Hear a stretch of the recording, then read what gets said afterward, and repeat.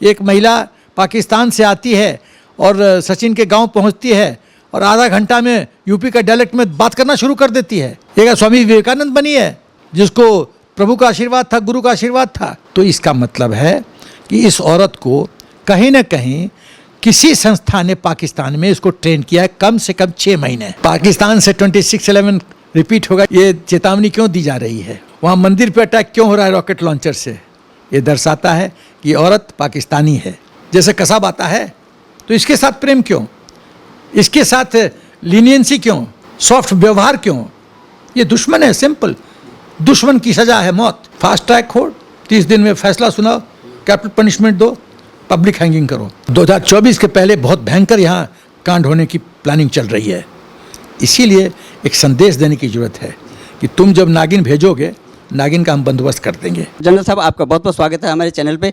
किस तरह से देखते हैं सर आप, क्योंकि आपने कई मामले देखे हैं, भारत पाकिस्तान का कई सालों से जो है आपने पूरा जीवन वहाँ पे लगाया है, और जिस तरह से सुरक्षा एजेंसियाँ जो है शक के दायरे में जो है सीमा हैदर को देख रही है, तो आपका क्या लगता है कि क्या होना चाहिए? सीमा हैदर जो यहाँ इंडिया में है, क्या वो इंडिया में रहनी चाहिए या यहाँ से जो है डिपोर्ट करना चाहिए, पाकिस्तान को भेज देना चाहिए? हमारे जाँच एजेंसियों को किस तरह से करना? आप एक आर्मी ऑफिसर होकर के क्या आपका राय है?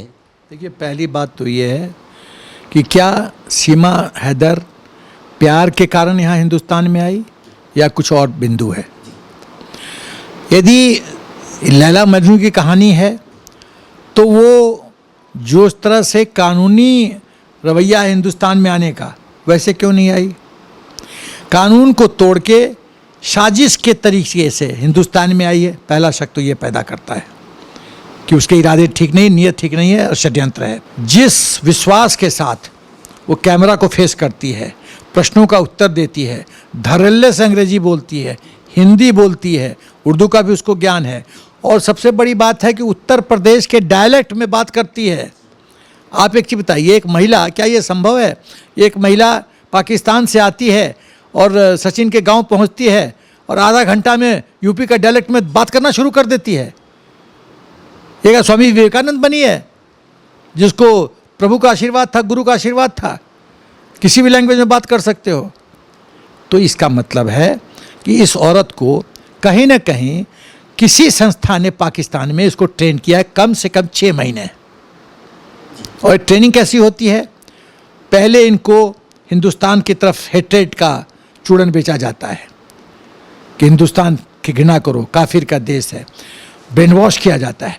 उसके बाद उनको लैंग्वेज सिखाया जाता है, फिर यहाँ की संस्कृति का ज्ञान दिया जाता है, फिर कैमरा कैसे फेस करो, मीडिया का जो प्रश्न होगा पकड़ी जाओगी तो कैसे डक करना है, ये सब कुछ में इनको ट्रेनिंग दी जाती है।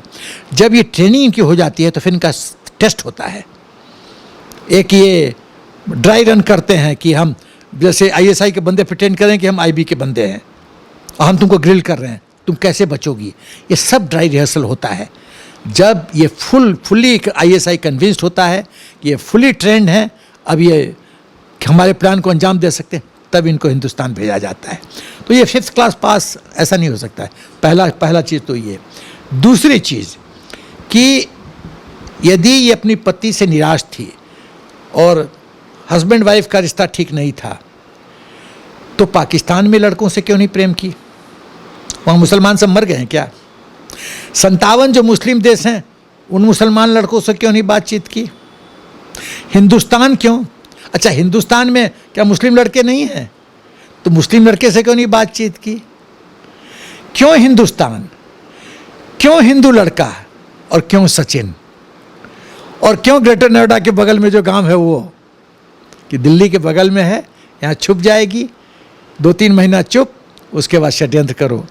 ये क्यों का जो क्वेश्चन रेज करता है, ये क्यों का ये फिंगर जाता है सही पे, ये साजिश ही है। उसके बाद ये औरत सिंध से निकलती है, कराची आती है, दुबई जाती है, नेपाल आती है, नेपाल बॉर्डर क्रॉस करके हिमाचल चली जाती है।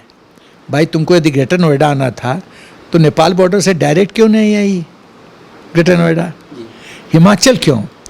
क्योंकि वो दिखाना चाहती थी कि हम वहाँ गए और वहाँ से लोकल बस में आई है ग्रेटर नोएडा। मतलब कंफ्यूज कर दो।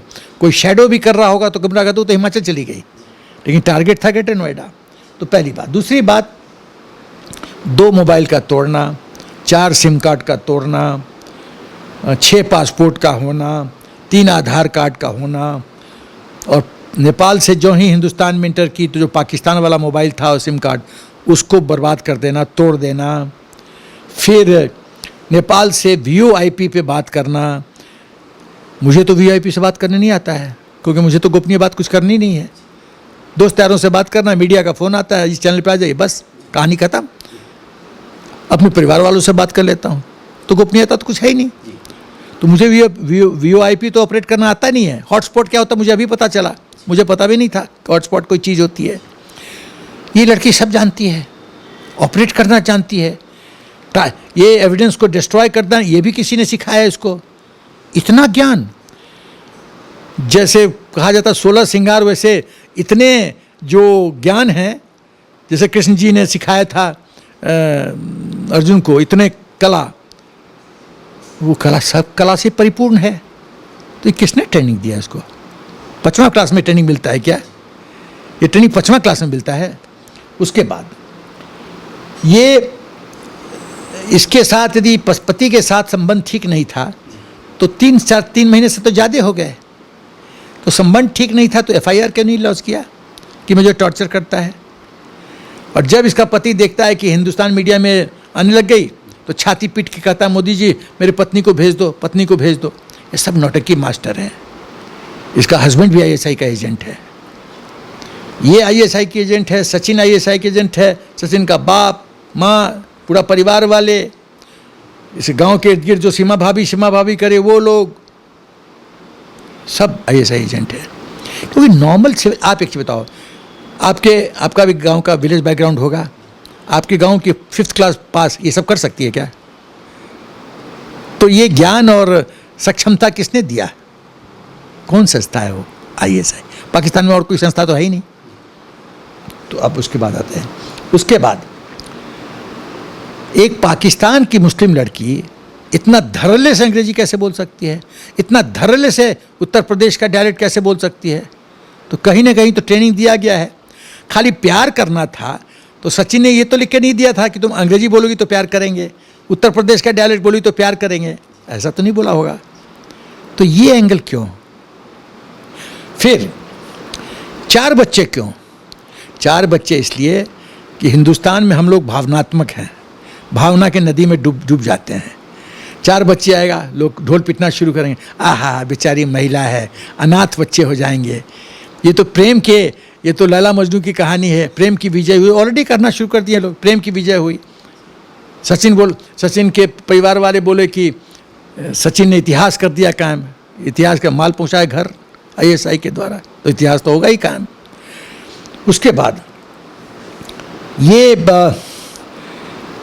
आप एक चीज़ बताइए कि जैसे शादी होती है तो गांव के मतलब एक लड़के वालों की तरफ से 3-4 बुजुर्ग लोग, सीनियर लोग, कुछ महिलाएं लड़की को देखने जाते हैं, ठीक है? तो लड़का बोल दिया, पहले लड़की को वो देखने जाते हैं, फिर लड़का बोलता है हाँ मेरे को कोई प्रॉब्लम नहीं है।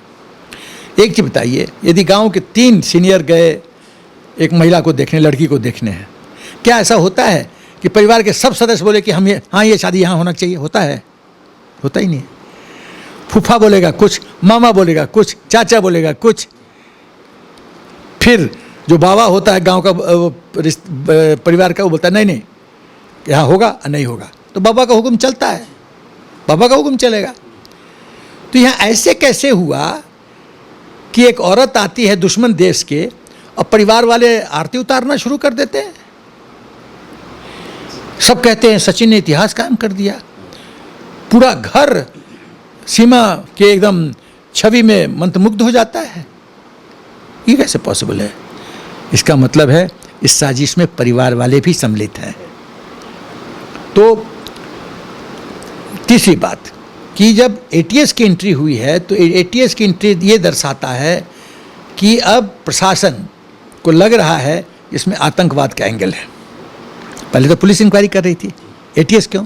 ATS का मतलब anti terrorist squad, Uttar Pradesh की संस्था है और मोदी जी के नेतृत्व में बहुत अच्छा काम कर रही है। और आतंकवाद को जिस तरह से तोड़ने में ये सफल हुए हैं उसमें काफ़ी श्रेय इसको जाता है। योगी जी का नेतृत्व और इनकी परफॉर्मेंस ज़मीन पे, इससे फ़र्क पड़ा है। तो इन्होंने तो FIR, अभी लेटेस्ट सूचना है कि FIR लॉन्च कर दिया 120B के तहत।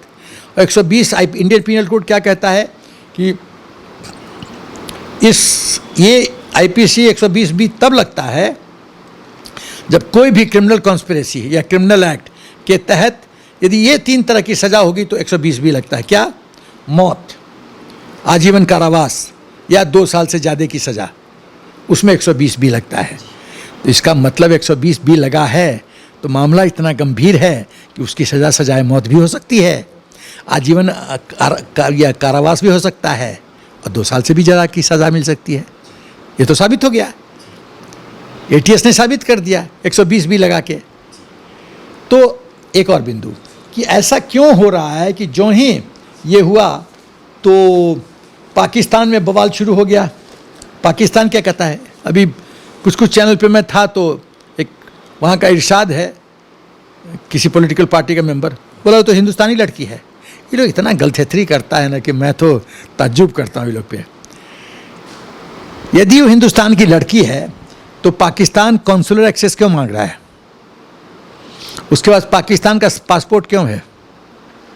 उसने नेपाल में पाकिस्तान का मोबाइल और सिम क्यों ख़त्म कर दिया, बर्बाद कर दिया? पाकिस्तान से 26/11 रिपीट होगा ये चेतावनी क्यों दी जा रही है? वहाँ 30 हिंदुओं को क्यों कैद में ले लिया गया है? वहाँ मंदिर पर अटैक क्यों हो रहा है रॉकेट लॉन्चर से? ये दर्शाता है कि औरत पाकिस्तानी है। और वहाँ के क्या बोल रहे हैं कि यदि पाकिस्तान आएगी तो हम इसका हिसाब कर देंगे, छोड़ेंगे नहीं इसको। तो ये तरह तरह का गेम खेला जा रहा है।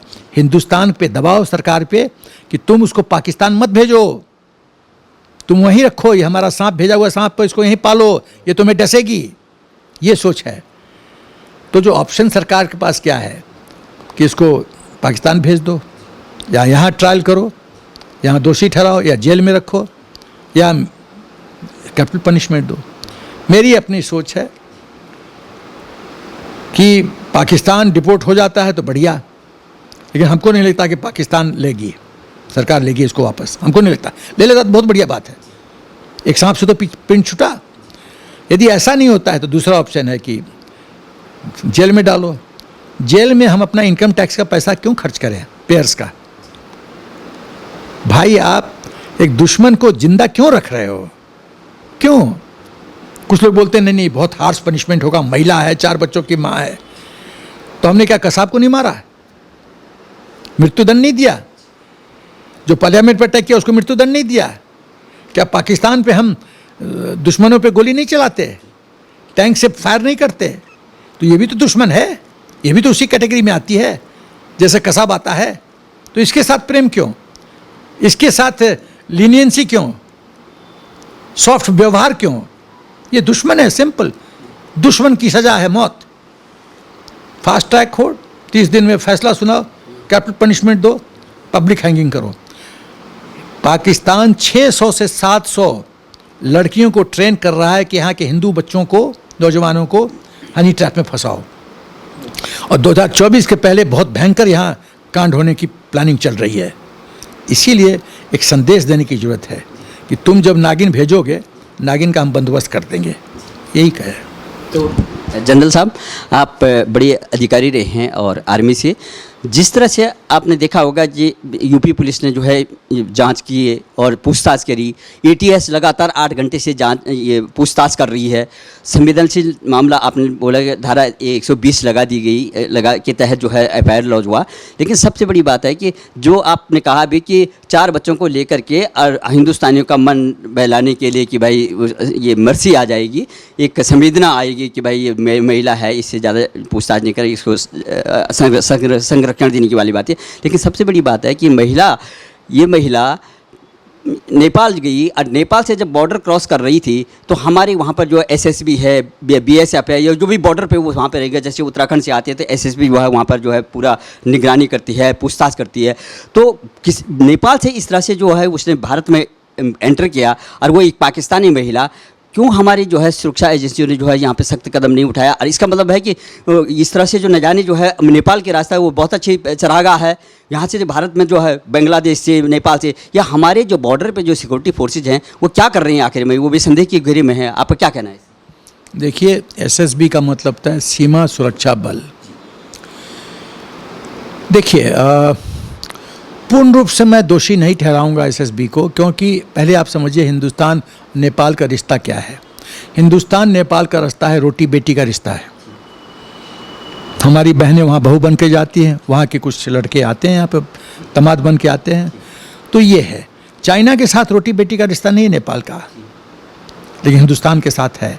तो कहीं ना कहीं, अब जैसे यहाँ गोरखा रेजिमेंट है, तो कहीं ना कहीं सॉफ्ट कॉर्नर हिंदुस्तानियों में नेपाल की प्रति है, नॉर्मल लोगों में। सिक्योरिटी का भी है। हाँ, सिक्योरिटी का भी एंगल है कि भाई ये तो अपने हैं, हिंदू धर्म फॉलो करते, ये तो अपने हैं।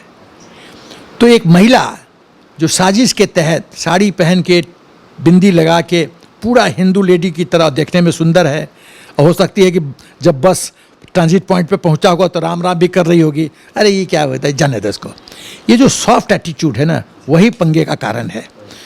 तो मेरी अपनी सोच है, और आपका पॉइंट बहुत वाजिब है कि अभी प्रशासन को चाहिए कि जो इमिग्रेशन जैसे एयरपोर्ट पे होता है, उस तरह का इमिग्रेशन चेक होना चाहिए बॉर्डर पे। नेपाल हिंदुस्तान बॉर्डर पोरस है, आवागमन बहुत ही आसान है, उसको टाइट करने की ज़रूरत है।